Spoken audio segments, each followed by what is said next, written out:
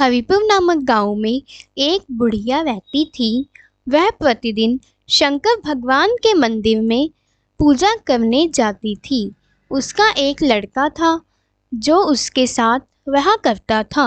बुढ़िया लोगों के घरों में बर्तन मांजकर अपने घर का गुजारा करती थी। एक दिन बुढ़िया का लड़का बीमार हो जाता है। बुढ़िया मंदिर में जाती है और भगवान से कहती है, हे भगवान, तुम मेरे साथ ऐसा क्यों कर रही हो? मैं तुम्हारे मंदिर में रोज पूजा करने आती हूँ। क्या मेरी पूजा में कोई कमी रह गई है? मेरा एक ही बेटा है और वो भी कितनों दिनों से बीमार पड़ा है। अगर उसको कुछ हो गया तो मैं किसके सहारे जीऊंगी? फिर एक दिन बुढ़िया का लड़का नहीं रहा। इस पे बुढ़िया बहुत नाराज हुई और उसने अब मंदिर ना जाने का फैसला किया और वह भगवान की मूर्ति के सामने जाकर कहने लगी, हे भगवान, मैं प्रतिदिन तुम्हारी पूजा करती रही हूँ, पर आपने मेरी प्रार्थना स्वीकार नहीं की। इसलिए अब मैं तुम्हारी पूजा नहीं करूँगी, बल्कि मैं तुम्हारे मंदिर के बाहर वो जाऊंगी और दूसरों को बताऊंगी कि तुम कैसे पत्थर दिल भगवान हो। अब बुढ़िया रोज मंदिर के सामने आती और भगवान के खिलाफ लोगों को भड़काती। अरे तुम लोग क्यों आते हो यहाँ अपना समय बर्बाद करने? ये भगवान किसी की भी नहीं सुनते। ये पत्थर दिल भगवान है। यहाँ आकर तुम्हें कोई फायदा नहीं होगा पूजा कर कर। तुम अपना समय ही बर्बाद कर रहे हो। एक दिन बहुत तेज आंधी और तूफान चल रहा था, पर बुढ़िया अपने नियम के अनुसार मंदिर के बाहर पहुंच गई। उसने देखा वहां पर कोई ना था।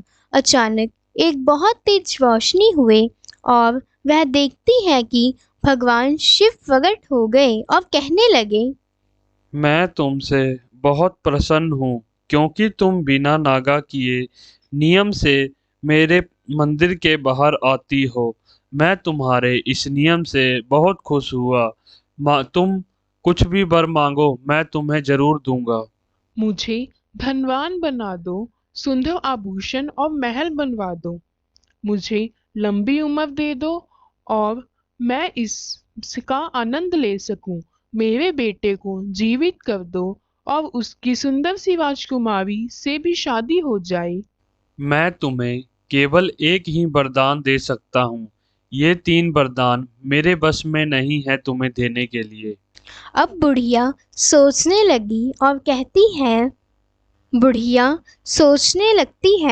कहती है, ठीक है, मैं आपको कल सोचकर बताऊंगी। भगवान तथास्तु कहकर चले जाते हैं। बुढ़िया रात भर सोचती रहती है कि क्या मांगू मैं भगवान से। अगले दिन बुढ़िया भगवान के मंदिर जाती है और उन्हें याद करती है। तभी भगवान प्रकट हो जाते हैं और कहते हैं, बताओ तुम्हें क्या चाहिए। अब तो मैंने तुम्हें एक रात सोचने का भी समय दे दिया। ठीक है, आप मुझे यह वरदान दे दो कि मैं सोने के चम्मच से सोने के प्याले में अपने पवनाती के हाथों से बादाम काजू वाली खीर खाऊं।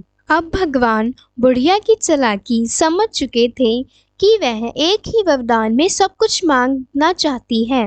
भगवान सोचते हैं, सोने के प्याले में तो केवल राजा महाराजा और धनी लोग ही खाते हैं। अगर इसका लड़का और बहू नहीं हो तो परनानी कैसे होगी? परनाती के पैदा होने में कई वर्ष लगेंगे, क्योंकि पहले उसके लड़के की शादी होगी, फिर उसके लड़के के लड़के की शादी होगी। इसी तरह बुढ़िया अपनी चालाकी से तीनों वरदानों को एक ही वरदान में मांग लेती है।